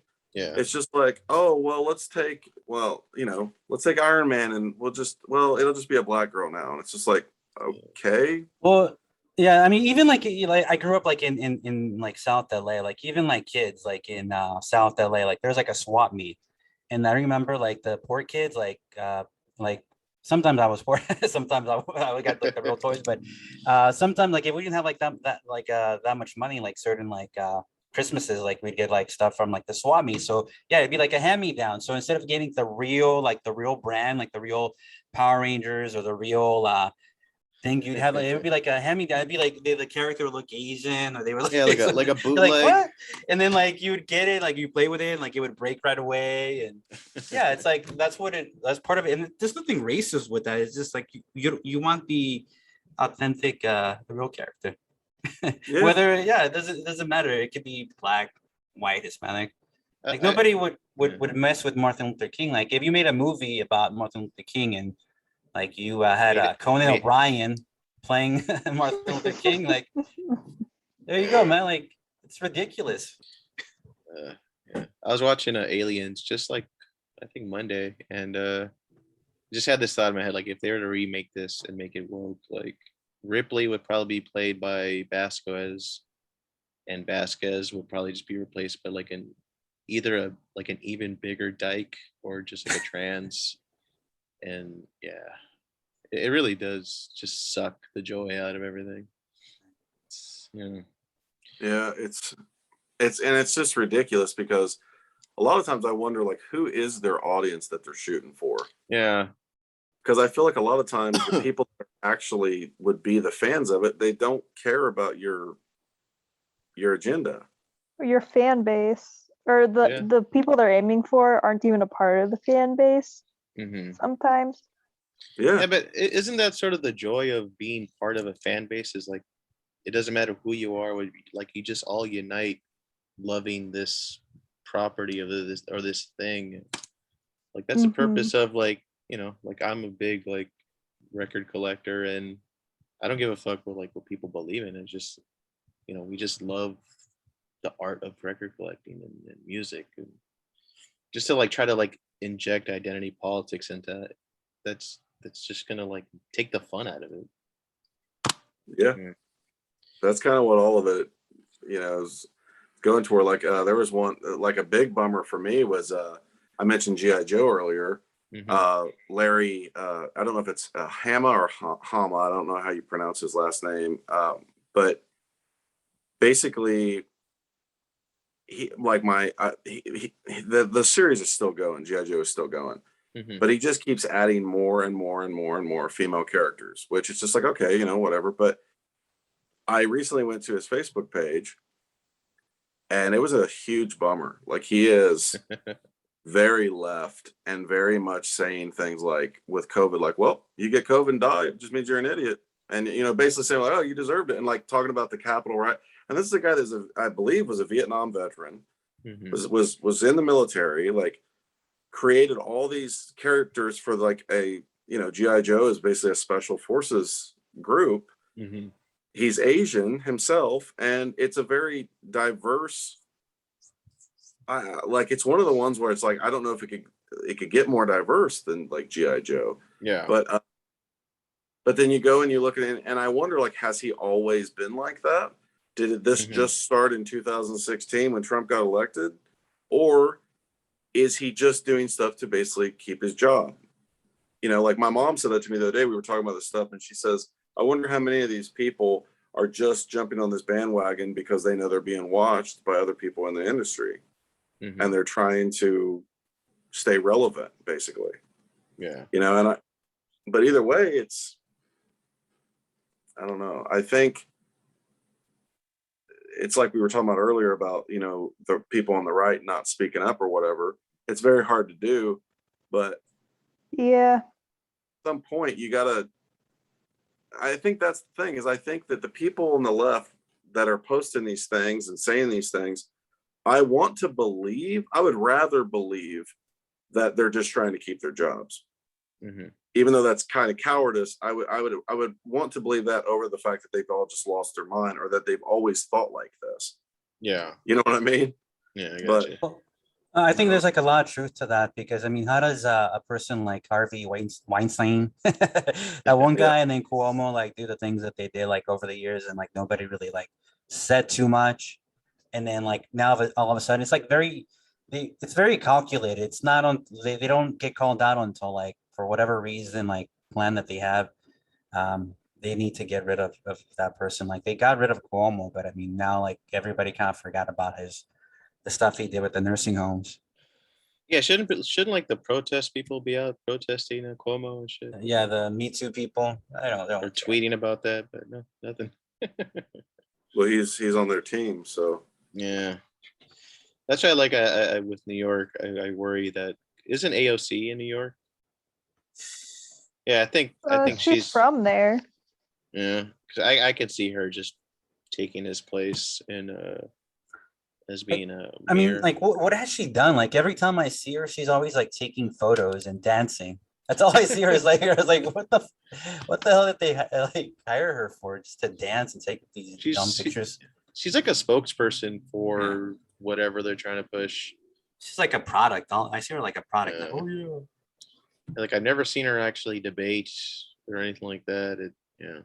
She's a bit loony, but I tolerate her more than the other female politicians.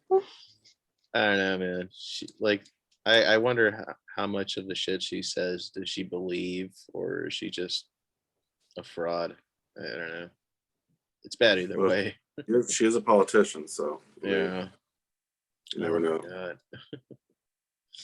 But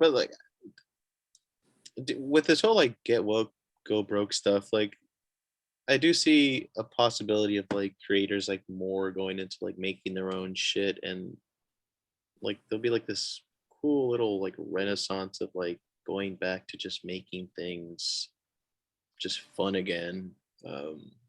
Well, not to be the bearer of bad news, but I want to believe that too. But there's always a large group of people ready to stand in front of those people and make sure that no one hears them. It's Mhm. just like was it you that earlier said about that, the punks, like, or maybe it was one of you guys was mentioning that this is the time period where you would think a lot of punks would be. Yeah. I mean, like there would just be all types of bands, right, and stuff. But here's the thing: let's say that happened. Let's say that tomorrow, 15 new punk bands came out, and they're all like conservatives or middle ground, and they're talking about Biden and like the videos of him snipping kids and touching women and all these different things. Mhm. There, no venues would let them play. Mhm. And that's why, like, I don't understand, like, how they could not, like, like organize. Like, I know they know each other. Like, a lot of them, like collaborate with each other. But I don't understand, like, I guess because they suck, man. Because I mean, a lot of the, like, if they stood at least for the vaccine, like, stood against the vaccines and said, okay, well, it's optional. Like, none of you guys have to like get vaccinated to come to our concerts. Like, if a big group of like, because it's not even bands aren't really like that many. It's like, I guess Mhm. to me, I'm convinced. That's why I keep saying I'm convinced that they've signed some kind of like Faustian deal, like some of these bands with like bigger contracts. Mhm. Because a lot of them, like I saw like a list of bands, and a lot of the bands that I saw, they were like, I guess for like Planned Parenthood, and they're like, it's like they're all in lockstep with each other. And it's Yeah. like everybody, I guess in their contract, they're like, okay, if you're gonna sign for Sony or this and that, like you have to continue to fund these nonprofits, like X amount of like your funds and your money has to go to like Planned Parenthood, to like releasing immigrants, releasing these people from like that rioted and killed people over Black Lives Matter. Yeah. And that's why I think a lot of them sort of become activists, because it's like part of their contract, not because because they sold their soul. Maybe. Yeah. Sounds But I think like if I wanted to make music, like I'm like the idea of being like a rich and famous kind of a artist of any kind, I think that might be kind of dead because like The- this woke shit's it's going bankrupt. But also, if you want to be in that crowd, you have to like stand lock and step with all their beliefs. I mean, I think a lot of people are just fine, like maybe just releasing shit through like their own website and maybe have a little audience, and they're not gonna be rich and famous, but they'll probably make enough to like at least keep going. At Well, least that's what I hope. Yeah. I don't know if this will help or anything, but it was probably about a year ago. I was basically thinking about like what I could, draw just for fun to put up on Instagram or whatever to try to get more followers. Hmm. And I realized that I was actually, I don't know, like I realized that I was almost kind of living in fear of my quote unquote friends that were leftists, because I was like, well, I don't want to post this Yeah. thing that might offend people. And I don't want to do this. And I came to the conclusion, I was talking to my friend Jess, and we were talking about if the crap hit the fan, those people that I'm worried about their opinion, would I even want them on my team to begin with? Yeah. Yeah. And it's like, no, I wouldn't. And the thing is, you look at people like Steven Crowder, or you look at like the Hodge twins, or they've got millions of Hmm. followers, because the thing is, there are more people out there like us than what we think there are. And we are also kind of buying into the lie from the media, is that like, well, you're alone, Yeah. you're the freak, you're the freak, get with the program. But the Yeah. thing is, there's a lot more people. Sometimes I'm starting to think that there's more people like us than there are them. And Hmm. it's more of a perceived, but the problem is, they hold positions of power. Yeah. They're the ones that run Hollywood. They're the ones that are creating. They're the ones that are basically the gatekeepers to be able to get a foot into the business, or get whatever. Hmm. But the way I look at it is, like, I started just doing caricatures of like conservative people that I watch on YouTube or whatever else. And yeah, of course I lost followers. I had some friends that I've known for years that they're no Really? longer following me. And yeah, and it's like, you know what? Like I said, I wouldn't want you on my team to begin with. Yeah. Because it's like, if you can't stand the fact that I drew a goofy picture of a guy that I watch his YouTube channel because you don't agree with his politics, and so therefore you want nothing to do with me anymore, Hmm. when you believe in things that I find absolutely despicable, and yet I've been nothing but kind, generous, listened to your problems, been your friend, Yeah. then I don't want you on my team to begin with. So I think, like you were saying, we just need to be creating the art, doing what you're doing right now, doing this recording, like just say, you know what, giving them the middle finger and basically saying we're going to just do whatever we want anyways. Yep. Yeah. And that in itself is punk. Like that's the whole thing, you know, like that's saying like, no, I don't agree with, because at this point it used to be like now it's flip-flopped to where almost like what is becoming mainstream is just complete debauchery and complete lack of common sense, and everything is flipped on its head. And it's like, I feel like people that have common sense and have moral standing and have true convictions should be the ones making art, should be the ones creating music and pushing it. And I think that's what they're trying to get us to do, is for all of us to just conform, bend the knee, and die off. And I think we can't allow that to happen, you know? Mm-hmm. But also though, I think like since like everything mainstream or Hollywood's getting so woke, it's kind of like blanding everything.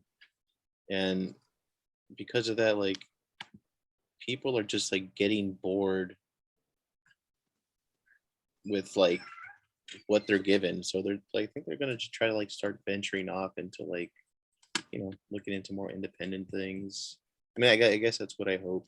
But yeah, that's the hope. yeah, because like I was thinking the other day, I don't know what the hell I was watching. I think I was watching something like I just had the realization that like Hollywood movies in general, like they feel too big. Like if you like the Star Wars trilogy, like they're so huge, there's so like so much special effects and shit like that. Like, but it doesn't mean anything because the movies are just shit.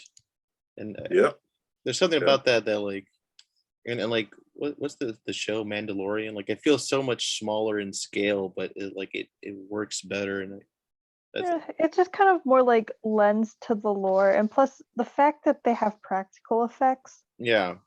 Oh, I love practical effects. I don't care if it doesn't look as believable, but in some way it's like magical. Well, it's like creepier. It's creepier too, if anything, and sometimes even funny. Yeah, no, I was watching. Yeah, go ahead.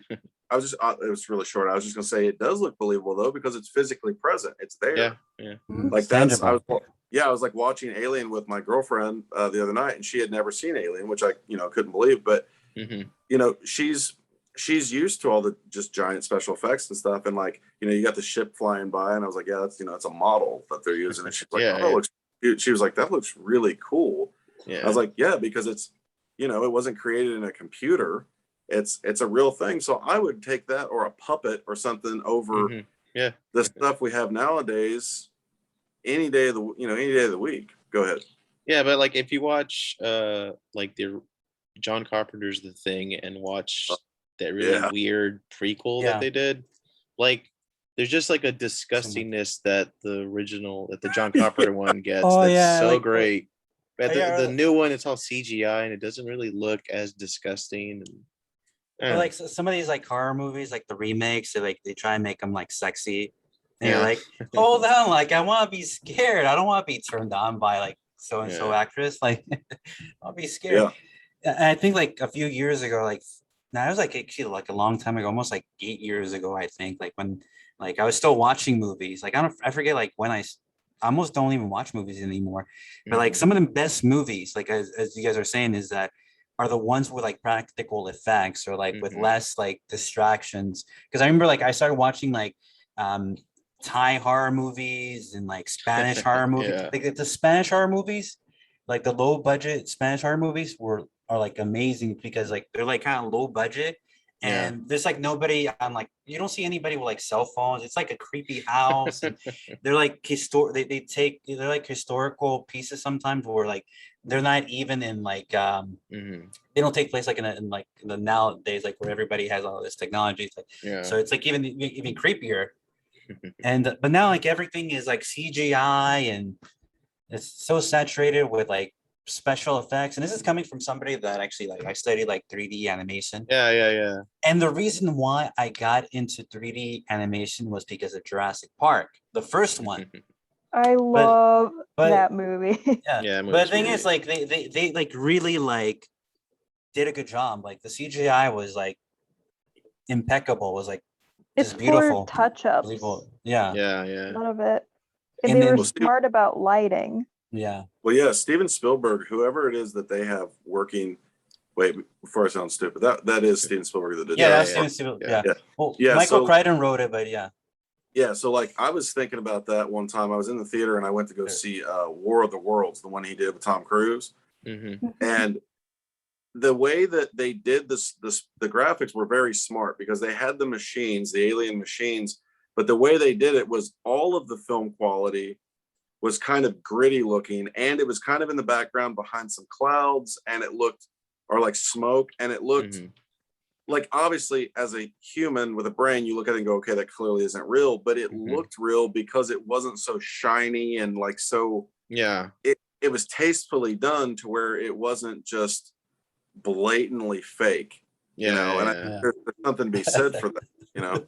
Yeah, like I love Fury Road, but Yes. when I watch Road Warrior, I do like it more because Fury Road, like it's just such a beautiful looking movie that it kind of takes me out of it sometimes. Like everything looks like all the cinematography so like the colors are just so vagrant. It looks insane, but comparing that to Road Warrior has like just like a dirty grittiness to it. Like it almost like There's an aesthetic. yeah, and it's more believable because like you're in this chaotic world. Like everything shouldn't look so slow motion and beautiful. I don't know, but like that's the one thing about like this whole broke shit that I do see some like silver lining. Like I think movies are like people are gonna create their own, and there's gonna be like a ghetto-ness to the movies. But I like that. Like I like seeing imperfections. Like when I watched, even watching Jurassic Park, like some of the things look a little fake and stuff like that, but I'm fine with that because I know it came from, people that were just trying to figure things out.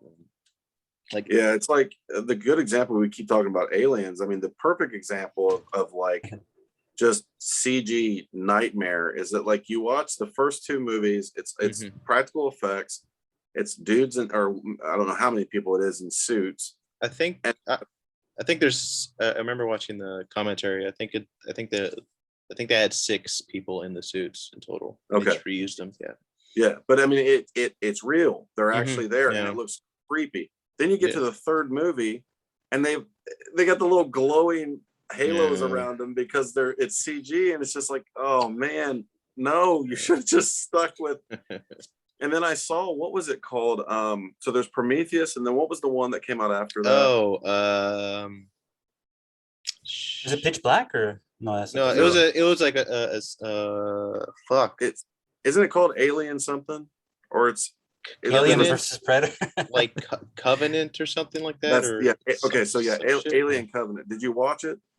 I don't remember much of it.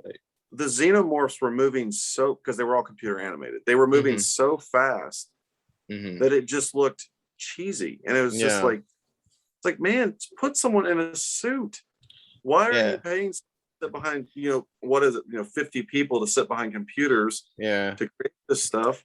Where I mean, and I'm not again. I mean, obviously there's an art form to that, but I totally got taken out of it when I saw that. I mean, he just, like, one of them wrapped their tail around the ladder and slid down the ladder, but it was like so fast that I felt like I was watching like video game graphics. Yeah. That's That's weird like- too. That's weird because in the original Alien, like the alien actually moves a lot more slower and kind of creepy. Very It's- slow, It's yeah. great. It's fucking That's great. why it's so creepy. Yeah. Yeah. Yeah. That's why like Guillermo del Toro, because he uses like a combination like practical effects and like Yes. a little bit of CGI too. Like Pan's Labyrinth was awesome. Like I love the I've never font. I've never It's seen so that movie. I gotta get around. Like to his seeing that. movement and stuff, and then like Yeah. was it the Skinwalker? Like the guy that holds his hands over his eyes. That character too. Yeah. I forget his name, but he actually sketched up that creature. Guillermo del Toro. Oh, did he? Nice. Yeah.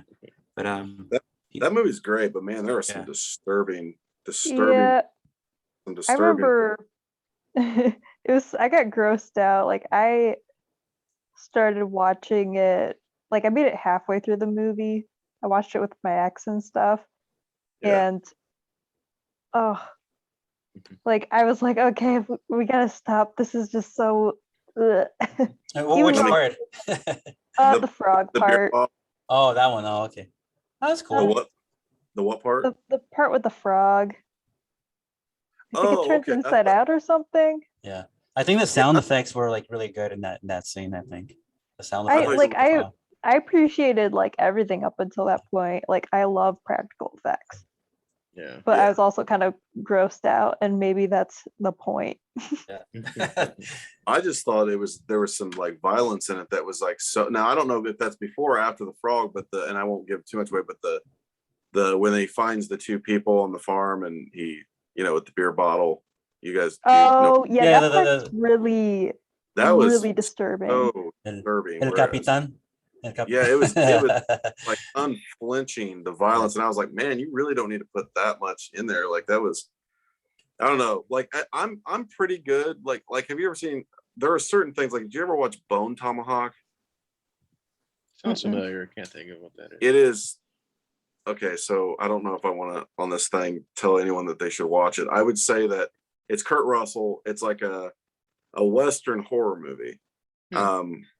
It's very good, but there is a scene that, oh my gosh, I mean, it shouldn't be in any movie. It's so violent. It's just beyond stuff. And I when I watched it, I was like, wow, you really didn't need to put that in there with that much stuff. But that director, that he kind of likes to do that. He also did, like, I think, what's it called, Rumble in Cell Block 9 or 19 or whatever. And his stuff is just very like, there'll just be parts in it where it's just like ultra violent kind of stuff. Have you guys seen the movie The Shutter? It's like a Thai horror movie. No, No. I keep seeing that on like the streaming. That one's really good. I as far as I remember, I don't think that one was violent, but the story was so good that it was like really like a really clean like spirit movie, where it was like a horror movie and you kind of had you like a very suspenseful movie, but there was like none of that like sort of just like slashing and just there's like nothing gross like that I can remember, but it was like really really good. Like it just like really good horror movie kind of movies I like watching. I don't like watching just where they just like too much when they just start doing cutting people. Well, Yeah, Yeah, it's like I want another to be the story.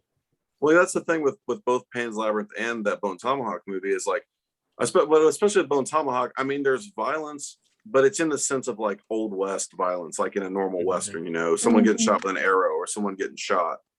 And then all of a sudden there's just this scene, with mutilation in it. And it's just kind of like, oh, wow. Okay. And I mean, it literally made me sick at my stomach. And I normally am pretty good at like violence, as far, because I know it's fake. And I try not to, with when it's like mostly if it's violent for me, it's like I'll be watching a war movie or something like that, But when that came on, I did not know that was going to be in the movie. And I was just like kind of blown away by how violent it actually was. But it's kind of unnecessary. Like it was like so over the, I know it was like so over the top. You guys never saw Game of Thrones then, did you? Or like the Red Wedding? Yeah. Oh, the Red Wedding. Yeah, I remember that. That one was like, oh man, like that Pretty scene. brutal. Like I was like so caught up in the moment. I was like I wanted to do something. Like it was like those scenes were just like, man, like is this really happening? Like you wanted to actually get into the movie and like stop it. It was so crazy. I mean, it was not movies like that, the show, but Show, yeah. yeah. personally, Go I'm ahead. sorry. No, you go ahead. I like the concept of horror movies and stuff.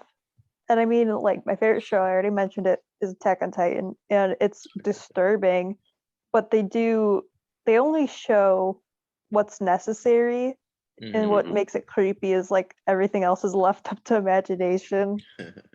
Yeah. But there's this one movie, it's called Village of the Damned, and it's like a really old horror movie. The little and- kids. Sounds Yeah, familiar. and like I had never felt so like there's literally no on-screen violence, nothing Really? Wow.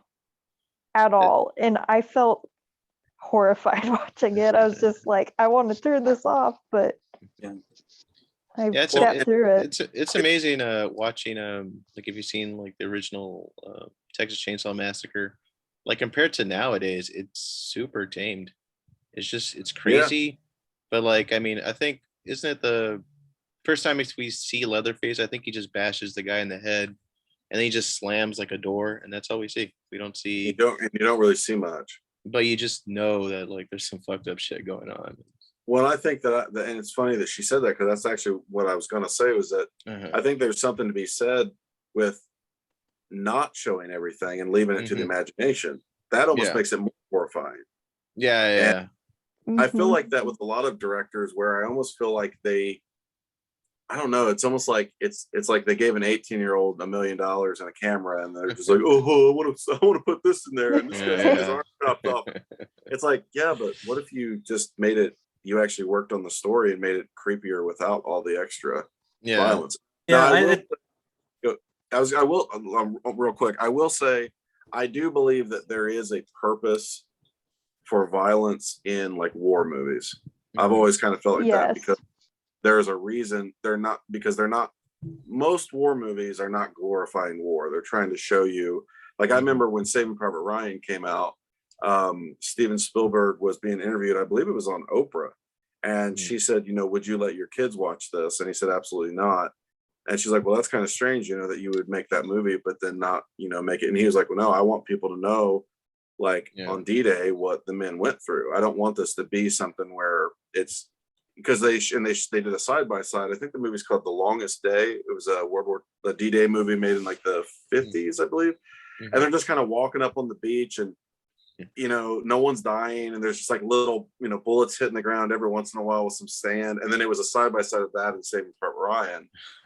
And and then what happened is that all the veterans came out and said that it was. I mean, wasn't it one guy actually had a heart attack in the theater while he was watching it? There was a veteran because it was so. Wow. Yeah, I mean, and that was the whole point, was to make it as realistic as possible to kind of show you what you should be thankful for these people went through. I don't know. Listening to you, it makes me think of I love the movie Fargo, and like that there's like a silliness to that movie, but like every time there's blood or any kind of violence, it's super graphic, and I don't know, it kind of works really well with like how goofy the world is, but then like when actual real danger and violence comes like up, the contrast. it's very realistic. There's something about that I really love. That Fargo does it better than like any other movie I can think of. Like it's so gruesome, the violence, but the humor still makes you laugh, and it's I have to see that movie again. Been a lot of stuff. Yeah, it's a great movie. Should we start wrapping it up? Yeah, I think we should. I guess we're going to. I don't know. I guess you guys have any like last thing you guys want to talk about, or Time flies when you're having fun, I guess. I don't know. No, I'm good. I think I'm pretty good. Yeah, I guess we could do the video, but I'm not sure how long that will take. Yeah, I am getting kind of tired. So yeah. All right, I guess we'll start just wrapping up. Yeah, we All should. right, I guess like Matt, if you want to like plug anything or anything like your website. So if you go on Instagram, you just go to Matt Kinder Draws, and Kinder is Kinder. I have a band called The Parade Schedule, and my caricature website is drawmeweird.com. So I guess that's pretty much it for me. Yeah. All right, cool. Nice. I don't know. Any other guys have anything you want to plug or anything like that? No. Oh, go ahead. oh, you go. Oh, okay. I won't take too long, hopefully.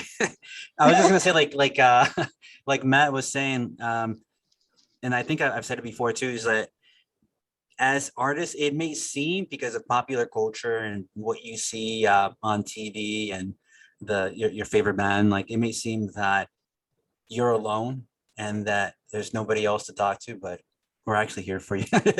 No, that's why we're having these things. It's just because I think it's kind of a lot of people that can't think, I guess, aren't don't think collectively like some people that are closed-minded to like or I guess different opinions is that it's much harder to get together like Yeah. what we're doing together. So it's kind of hard because there's like a few other people that I talk to, but they're kind of hesitant.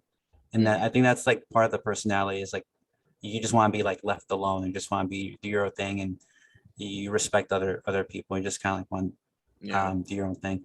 But yeah, just we would like to have you, especially if you're from like Portland, like if you're an artist, you don't even have to be an artist. Like if you're from Portland or even like Australia, and we would just like to get your perspective of what's going on with these lockdowns and forced vaccines. And I think there's like one other thing I was going to say, but I can't remember. But thank you, Matt, for coming, coming, It's fun. Thanks for having me. I appreciate it.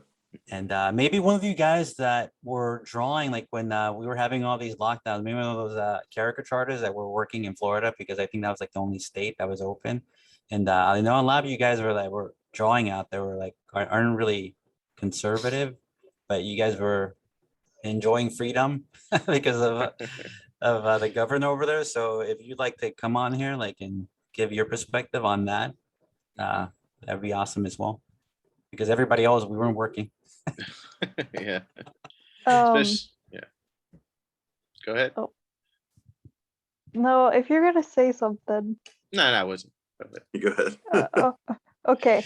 So even if you're a liberal artist, come on, come on and join us. Like Mhm. we like we a lot of us are on different pages a little bit Mhm. like here, and it's okay to have diversity of thought. Um anyways, you can find me on Instagram at intuitive inks or intuitive_inks. That's the only thing I have up, and then you can get to my website from there, but you can't type in the website URL and find it. So I'm trying to figure that issue out, but you can click that. And it was good having you, Matt. You fit pretty Yeah, this is well. fun. Thanks. I appreciate it. You're welcome anytime to come on whenever you're free. We got to do a comic episode. Oh, yeah. Yeah, That'd be great. I definitely want to do like a more like dork culture kind of episode. Like there's a lot of stuff going on in the dork world that like I think would be super relevant. Yeah. Yeah. Anyways, I'm Senor Filth. I'm in the middle of trying to put together some merchandise and apparel, so just be on the lookout for that. Again, that makes another episode of the Critical Introvert Show. I'm your host, Senor Filth. Thank you for watching. Please like, share, and subscribe. And if you have anything you want to add, you can just add it to the comment section. All right. See ya. Bye.